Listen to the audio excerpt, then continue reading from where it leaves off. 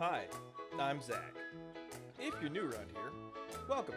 If you're not new, welcome back to another part of my ongoing series.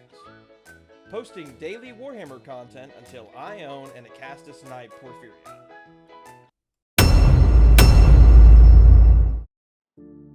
You know, when I first started this series last month, I wasn't entirely certain if I was going to make it to being able to post 30 days worth of content.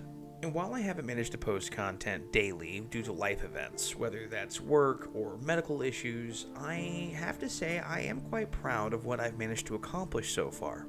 And while I'm sure it's obvious from the quality of my content, I've never posted any kind of content before. I've never dabbled in content creation or posted regularly on social media platforms.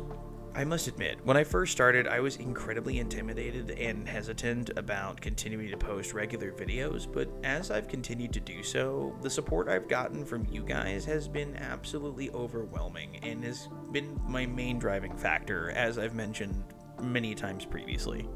So, thank you. Anyway, with all that being said, I just wanted to say again, thank you guys so much, and again, enough with the life updates. I want to post a little bit of Warhammer content in today's video. One of the reasons I didn't try posting a video dedicated to each individual variant of the Questoris is because of its numerous variant types. I would still be smack dab in the middle of finishing that up had I chosen to do so.